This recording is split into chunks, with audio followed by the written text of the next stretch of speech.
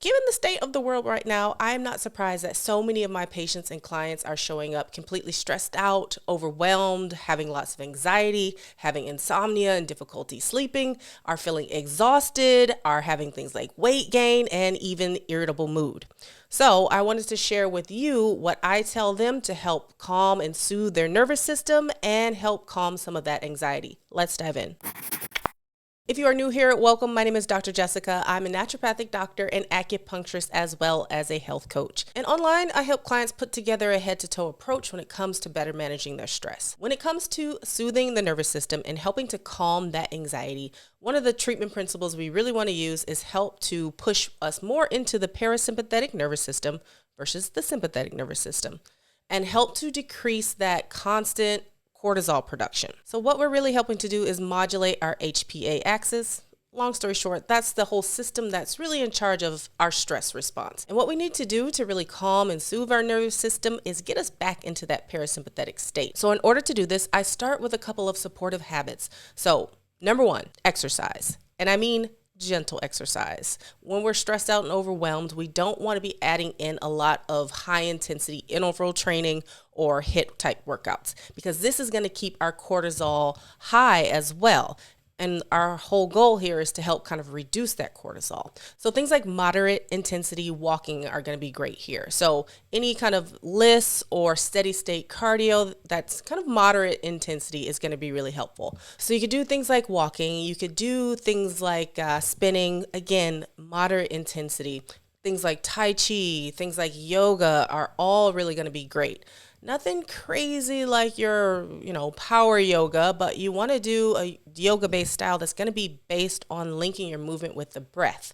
This kind of focus on the breath, again, is going to help us shift back into that parasympathetic nervous system. Another thing I'd like to introduce here is breath work. Now, there are many types of breath work. I'm a huge fan of breath work for working with your nervous system, but you want to make sure that you're doing the right type. This would not be the time to do like a Wim Hof style, very invigorating style breath. What we want to do is, again, push into the parasympathetic nervous system. This is when we're looking for types of breath work that is more calming and, again, more inducing for that parasympathetic nervous system. So some of my personal favorites, and I will leave a link down in the description box to a video that I have that has this type of breath work where I go through it with you. But things like alternate nostril breathing or Nadi Shodhana, which is again from a yogic style of pranayama or breath work. And what you really want to do here eventually is start to increase your length of your exhale. In our nervous system, we're balanced out by, again, sympathetic, parasympathetic. When we inhale, that's generally increasing our sympathetic activation. And when we exhale, we're generally increasing our parasympathetic activation. So any type of breath work that's really focusing on increasing the length of your exhalation as opposed or in ratio to your inhalation is really going to push on that parasympathetic nervous system. So again, usually when we start off with the alternate nostril breathing, the inhale and exhale will be even, but eventually you want to train up to different ratios where your exhalation is going to be longer. Another example of this will be something like box breathing. Again, I have a link in that video that talks about how to do box breathing.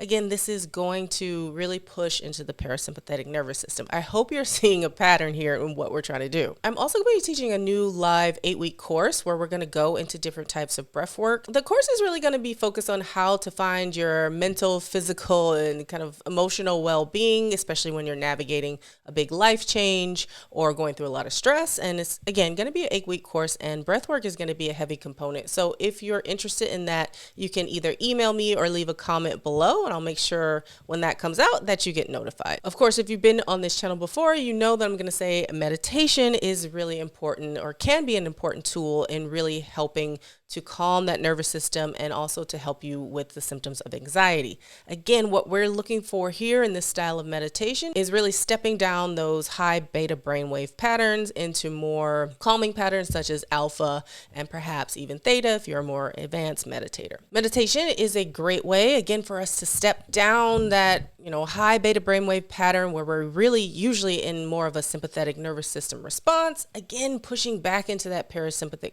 sympathetic response, calming our nervous system, and usually reducing the symptoms of anxiety. We can often think a little bit more clearly, and we're usually a little bit less reactive when we get into this state. Other things I like to do here are other habits that are going to promote, less inflammation, that are going to promote detoxification. And one of the ways I like to do this is also with sauna. Now you can use infrared sauna, traditional Finnish sauna, whatever you have available to you. A lot of times I'm recommending that people, if they belong to a gym, they go to the sauna after gym. If you don't have a sauna or don't have access to a sauna, you can do an Epsom salt bath. It's usually a lot of times about sweating and kind of getting that heart rate up. Now, a lot of studies, if you look, you'll see that there's a question of, does this actually increase sympathetic activity? And the answer is yes, while you're actually in, the sauna or in the hot bath, because your heart rate's going up because you're sweating. But what we're interested is the effect that happens post sauna. And that's when we actually start to see an increase in things like heart rate variability. And that is often a measure of how well we're doing with our nervous system and whether or not we are able to go between sympathetic and parasympathetic. Another thing we might want to do here is actually looking at a dopamine detox. When we're feeling really anxious and a lot of times we are stressed and overwhelmed, a lot of times we'll get that quick dopamine hit by just scrolling endlessly. And what we really need to do when this happens is actually start to reset those baseline levels. So doing something like a dopamine detox, again, have a video all about ways to do that. I'll leave it in the description box below so you can check that out. Another thing that I think is really important and can be really helpful are the proper herbs and supplements when you're going through this period and when you're feeling like your nervous system is really ramped up, you're having a lot of anxiety. Like, what do we do? What can we give as a bridge while you're implementing some of these other practices?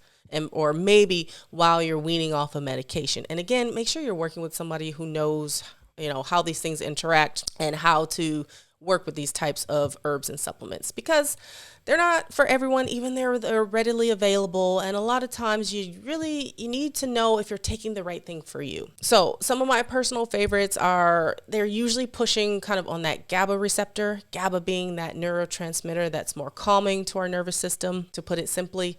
So supplemental GABA itself is a great option. L-theanine, phosphatidylserine. I also like herbs that we traditionally classify as nervines. So things like passion flower or lemon balm, chamomile can often help with that overwhelming feeling of stress and anxiety. I do have a video all about herbs and supplements for anxiety, so you can check that one out as well. As always, my goal with this channel is to help empower you, to help you know that there are tools available to you, and also to really help teach you, how to do these things on your own. So if you feel like you need some guidance with that, you can click on the link down in the description box to learn all about the ways to work with me. When you work with me, I really do help to walk you through these, help to find what's right for you, help you come up with a plan so that you feel confident, like as you're walking through life and as things pop up, that you have tools at your disposal to really be able to walk through that with ease, or maybe not with ease, but maybe with a little bit of grace and some confidence. So you can click on the link below in the description box to learn how to work with me. Otherwise, if you have any questions, leave them down below and I will see you in the next video. Bye.